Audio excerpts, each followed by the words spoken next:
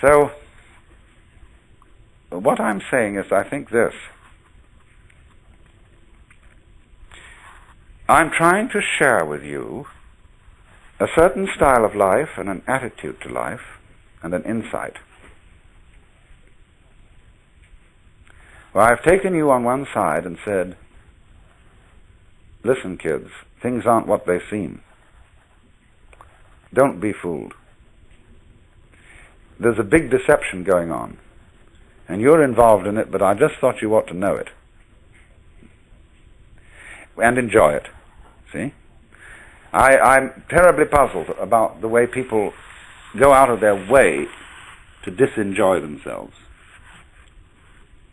They take so much trouble about it.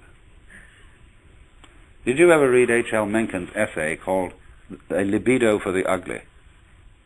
And it describes a Pennsylvania mining town, which isn't exactly totally impoverished. I mean, they can build things and they have enough money to do this, that, and the other.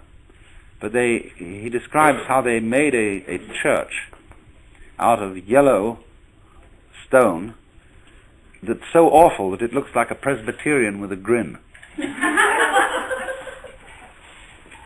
And all around you have only to look and you see this perfect passion for making the world look grisly.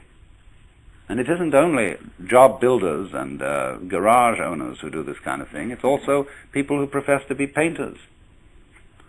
They're actually using excrements for painting in Paris today, on the theory that the world is shot to pieces, and that since the artist is a representative of his times, he ought to show the times as they really are, as a social critic.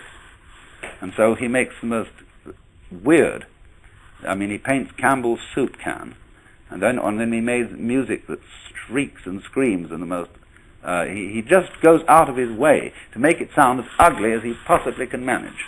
And the ingenuity is about that is endless. Because that is the times. This is a critic, you see. Instead of being somebody who reveals. Now you see, let's take the sort of the character of the Pied Piper. The person who brings you an invitation to dance. I would say then, you see, there is going to be a dance this evening, and I would like you all to come, you know. That's the spirit in which I invite you to a seminar.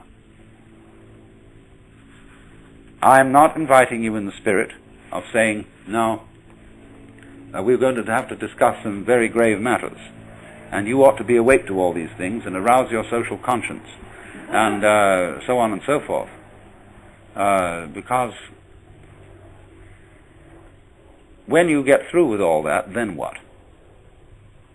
When you get through with feeding the hungry and clothing the naked, and we are making great strides with automation and technology in abolishing poverty totally, then what are we going to do? Well, you see, if you've got all these people clothed and fed and so on, and then they say, well, now what next? If you've got a kind of Quakerish state of mind, you don't know what to do. Well, feed and clothe somebody else. You see? Get busy. But then, where is that leading? So you see, to spread joy, you have to have it. To impart delight, you have to be more or less delightful. And to be delightful is not some factor of trying to make yourself look delightful. It is to do things that are delightful to you. You become thereby delightful to others. That's to say, people who are interesting are people who are interested. Any person, for example, who is constantly thinking about all sorts of other things and other people and so on, because they're fascinating, becomes a fascinating person. But a person who doesn't think about anybody else, and who's got very little going on inside their skull, is boring. So, in other words, your engagement with the external world, the more you are involved, the more your personality is enriched. But if you try to enrich your personality by taking a course in how to win friends and influence people, or how to be a real person, you'll become just a washout.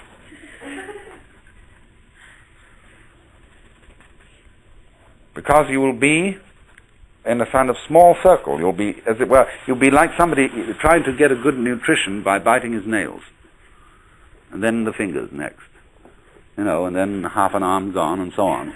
And you're entirely nourishing yourself with yourself. Now, of course, on a vast scale, the universe does that. It eats itself up.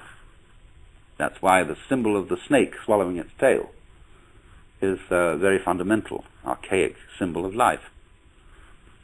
But the way it's done is that the snake has in some part of the ring a place where it's not sensitive, called the unconscious, where it doesn't know that what comes to it in the form of food is actually what left it in the form of excrement. That thing is, don't mention it. After all, as the Lord said at the beginning of the universe, you must draw the line somewhere. And so, as a result of there always being a kind of gap, that's the gap, like where the electric spark jumps. That's the thing behind your head, behind your eyes, that you could never get to look at. It's the gap. And because of that little gap, the circle doesn't just revolve in a dull way, just go round and round and round like a boring thing. It has rhythm. See, if I say, yoy, no rhythm. See, it's just one long sound. After a while we say, oh, cut it out. Or we just become insensitive to it. But what we want to hear is the break in it, you see. And we want to hear it go on and off and vanish and come back again and so on. And it sets up a rhythm. That becomes interesting. That's putting gaps between, you see. We need those gaps. So now you see it, now you don't. Now you see it, now you don't. Oh, that's pretty dull. So what we're going to do is this. We're going to have you see it 3 times, and then with a regular not see it between them. Then there's going to be a longer not see it after that one. And then I'm going to do something very complicated after that so that you don't really know when it's going to come next. So there's going to be a surprise. You know how we all do that? And interesting people are those who do this in very involved ways. Dull people, sort of people who put their hats on absolutely straight, are the kind of people, for example, who have the same meal every day, exactly the same thing, always. See? Have no inventiveness. They have the same routine, they go to the same office, they answer the same kind of letters, and that's that. See? But then, if they want to start up a more interesting kind of business and make more money, then they have to figure out, let's take the people who make clothes. They figure out fashion. It's going to be a new thing for ladies, a new style this fall. We're going to make them do long skirts instead of the short skirts, middle skirts, and the skirts go like this. Then finally they thought about having topless women. They're going to play around with that and have an absolutely scandalous ball. But that's the whole thing, you see. It's this thing of rhythm. And yes, you ask, well, I see that. What is doing this rhythm? Who, after all, am I? And as you explore deeper and deeper and deeper into the nature of yourself, you find that you're a rhythm doing a rhythm. And behind that there's another rhythm doing a rhythm. Your vibrations. And once again you meet our friend the onion. And who is doing all this? Why, he disappeared. He came around, and there it was, and we were looking for him, and he vanished. And then just when we weren't looking for him again, there he is. But every time we try to see, he isn't there. Now do you see that? That situation is what's called life.